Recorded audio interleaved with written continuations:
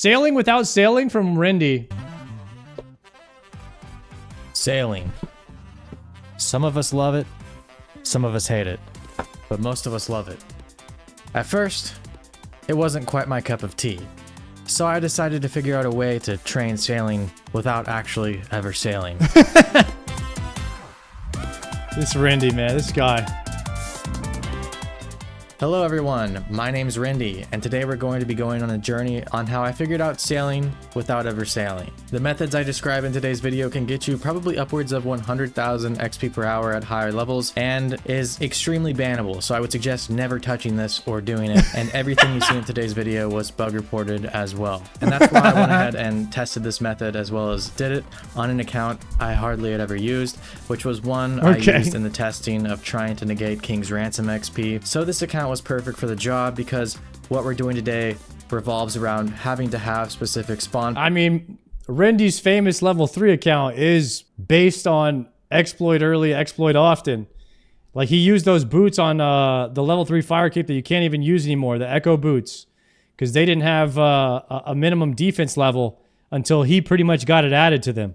Points, and because he did Priest in Peril on level 3, which can't be done anymore. As a spawn point on this very terrible account, I once again didn't care anything about. Now, originally, I was a critic of sailing. I didn't like the aesthetic of it. I thought it sounded like a terrible skill, and that's why the first thing I did whenever I got on after the update was to look for ways to not have to physically sail. I know, I'm a bit stubborn. I found out later on my level 3, which I will showcase a new video on in the coming week, that sailing isn't so bad once you hit a certain level, but the early levels of sailing are really what hits hard. Yeah. And most people do agree with me here, I believe, that the early so you can AFK salvage is extremely slow unless you decide to never sail. So eventually we're probably going to be able to train sailing with lamps and early quest reward XP, and there are some quests currently out for sailing right now that do reward small amounts of sailing, being Pandemonium at level 1, which gets you a little bit of sailing XP, I believe, to level 4, as well as there's another sailing quest around level 12, and then there's some even later on, but still these are minimal XP rewards, and lamps are still locked to the sailing skill. I decided maybe there was a way to pick this pace up a bit on an entirely different lamps account, are unlocked now. one that once again has either Arty Medium Diary specifically,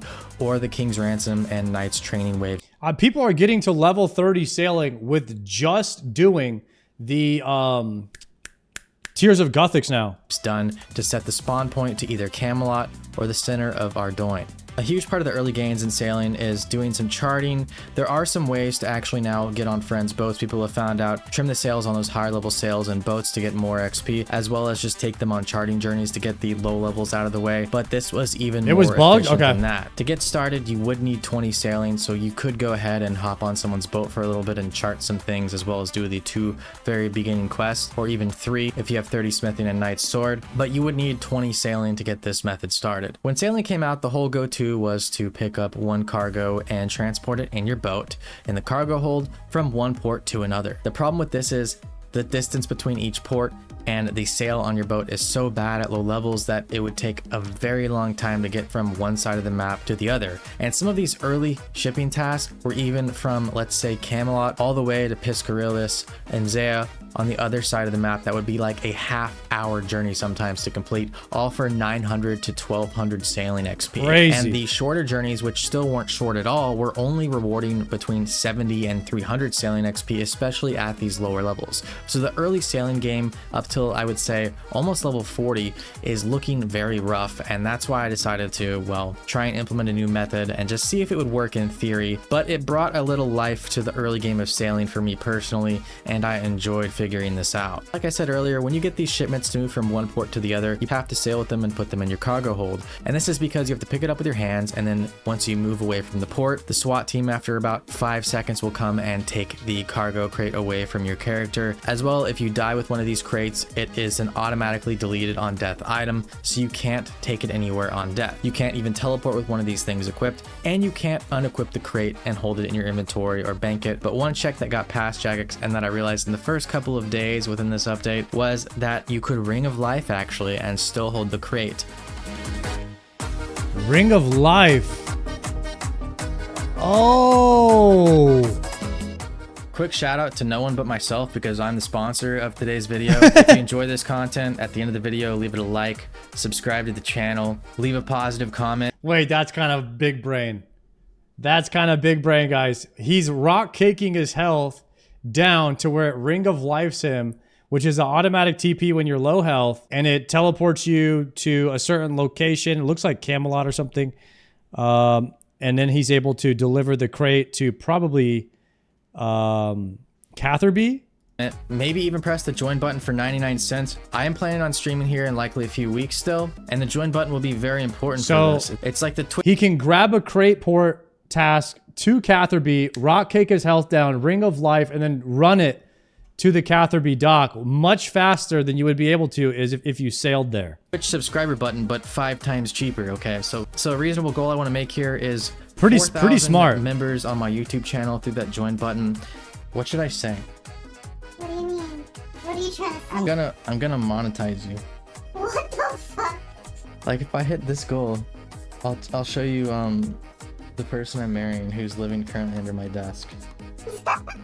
And I will reveal to you one of the most famous RuneScape Okay.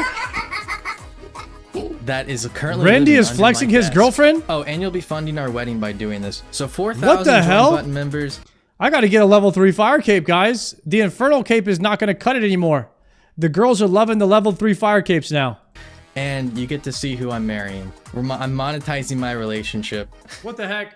For some reason, the Ring of Life would still proc, and it would still teleport. Unlike other areas where all teleports are blocked, the Ring of Life is also blocked. For some reason, with this specific That's a item, fact? it What was the not heck? teleport blocked with the Ring of Life and the Ring of Life only. So typically, if my spawn was in Lumbridge or Edgeville or Falador, I wouldn't be close to any ports, and I would still have this 5-second rule to where the recovery team would come and collect the cargo off of me if I wasn't in a certain map square area of a port. But there are 2 spawn points specifically I found that did have maybe a possibility of making it back to port within 5 seconds or close to it before that SWAT team arrived. And that was the respawn point with the Ring of Life at either Camelot near the teleport spot Camelot, and running to Catherby run to port, Catherby, or turn it in. After Artie Medium Diaries, running to Artie port, which looked like an even shorter trek, but I had no accounts with the Artie Medium Diary requirements. So we're gonna have to go with Camelot today, but in theory, this whole method would have worked with Artie. Artie is also a higher level requirement, being 30 or 35, whereas Camelot is only 20. So you can get started earlier with this method at Camelot at level 20 with Knight's Training Ground, or you can wait till the higher levels to do Artie and possibly get a significantly larger chunk of XP, especially per hour. So at first, this account didn't even have a rock cake. I was having to use these Araxite Venom Sacs and eat up and make sure I didn't die, because these can actually overshot your HP, unlike the orb or the rock cake and most other self-damage inflicting items in the game. But with these Venom Sacs, I would have to make sure and eat between each HP, get my HP below 20% to trigger that Ring of Life, and then head to my respawn point, and from there, book it to the nearest dock. There was a problem I found out quickly though, and that was the nearest dock to Camelot teleport was not even close to being within that 5 to 10 second range before the SWAT team came and confiscated the crate off of my now portless character. But there was still one other trick up my sleeve that would possibly allow me to get all the way to the port from still a closer teleport spot such as this. And that was interface walking. Interface walking I've used in many videos in the past, but it's been changed over the years many times, patched many times, and now it can pretty much only be used one time to get to your destination. How you do it currently is by using one object on another object, but now it can't be used multiple times in a row, because whenever you use this item in your inventory on the object, it cuts out all interfaces and dialogues for exactly 1 tick, basically killing all actions you might have stacked behind the interface on your player. So I would have to run within the first 5 to 10 seconds to a visible range of an object that is... Oh! If you interact with something, it doesn't count as ticks used against the 10-second window? So as long as he interacts with something far enough away, it can work? Is close to or in the port range area of Catherby port, and then use that item in my inventory on the object in a 1-click motion. Nice. Then interface after 1 tick, but before the SWAT team came to get my cargo crate, and make it all the way therefore with my interface walk to the dock. Now I was a little bit concerned with this method because I thought the SWAT team would be queued on me even though I was interfaced, but in fact it only checks where you're at the exact second you release the interface, and the SWAT team doesn't come and get your cargo crate as long as you're back inside the port's area of bounds. So I mapped out specifically Catherby port to see exactly what of the cargo area was. This is so nerdy and I love it. And that was to the west of the boat, to the north of the fence going into the dock, and to the east of the most eastern boat. So I could go within any of these area of bounds, and as long as I release the interface here with the cargo on my character, the SWAT team would not come and confiscate what I was wielding, and therefore I could then use another 5 to 10 seconds to either go around from this object here north back into the port, or I could use my interface walk directly on an object if I was close enough. That would already put me in port the second I released that interface, and therefore I could freely walk to deposit the cargo and get the full XP from that cargo shipment as if I had taken it all the way on a boat from one port to another, which would have taken anywhere from 5 to 30 minutes. As my levels got higher, I unlocked even higher port tasks and more XP tasks. Now the task board where I would take these cargo shipment tasks would change every 8 tasks, but I found out in these ports there's always an option on the task board for either one, taking a shipment from where you're located to another port, or another port that locates back to your shipment. And if you take that shipment on the port board you're currently at, that is from a faraway port that you have to go to, and then come back to the port you're currently at, it will actually reward you quite a bit more XP. So in Catherby, for example, I would take the port tasks that were starting from a further distance, and then I would teleport or charter ship, go pick up that crate, self-inflict damage, ring of life, run for 5 to 10 seconds, then interface walk to the port and turn in that cargo back to Catherby port for the most XP. And I could do this as fast as 30 seconds for a 300 to 500 XP drop, and repeat, continue, grab more rings of life out of the bank, grab more stamina potions out of the bank. Eventually I got a rock cake, so I didn't have to keep eating trout and monitoring my HP, because rock cake will never kill you, but it will always proc the ring of life there. So it streamlined the process a little bit more, but there were a couple other issues I ran into.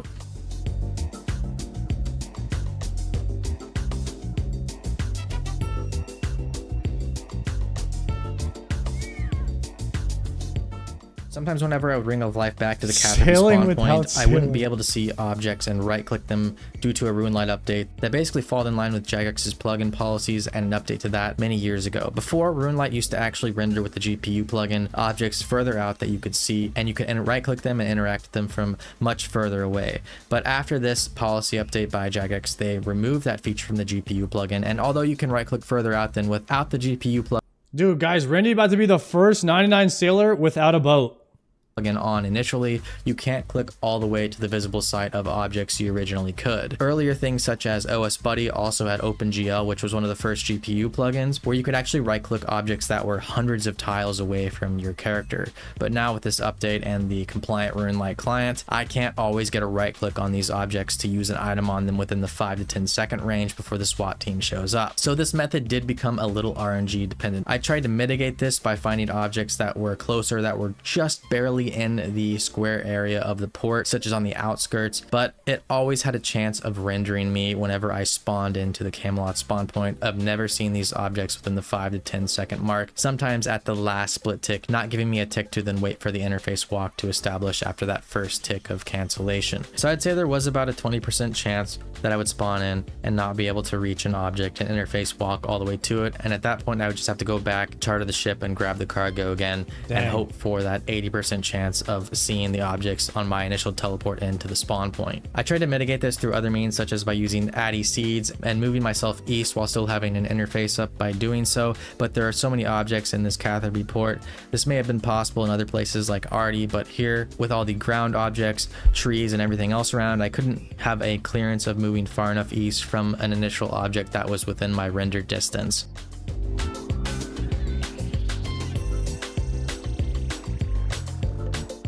As well, I tried using my item on other objects that were just outside of the area and stepping in, but unfortunately it tracked your true tile the second your interface exited out, not the tick after. Another thing that works with this interface walking is ground items and using an object on those. So I tried something such as a beginner clue scroll, which lasts an hour on the ground, and using my item from my inventory on that. But I forgot that ground items only have a visible range of 15 tiles, even with GPU mode on like this, and therefore that would never work, me trying to get inside that 15 tile range within the 5 to 10 second window before getting my cargo confiscated. Imagine if Rendy put this much effort into anything else in life. Or so RNG check. This guy be so rich. An object like a mithril seed or a cannon base on tiles that were possibly within my render object use range, but that were on the cusp of it and visible to me. Unfortunately, I found out that objects you place on the floor, such as a flower, has even less of a visible range than ones that are always put on the map, so this also didn't work. At the end of the day, we had to accept that 20% chance of failure on respawn with the rock cake and the ring of life, and that we would just get our crate confiscated. This is a perfect over and over representation again of the RuneScape on this community. unlucky fail. Right here. So even at level 20 sailing, by accepting the tasks on the notice board that weren't even that far He's away, a you could be NASA getting engineer. about a task This was done his day on average off. every 40 seconds or so, and about 350 XP per task, putting us at almost about 40,000 XP per hour at extremely low sailing levels, which whenever I was doing sailing legitimately on my other account and even on this account at first, I was getting like 4,000 sailing XP per hour. So we're 10xing our sailing XP per hour at very low levels here. And although this might not work for long, you know, and I wouldn't suggest doing it, for sailing at this level,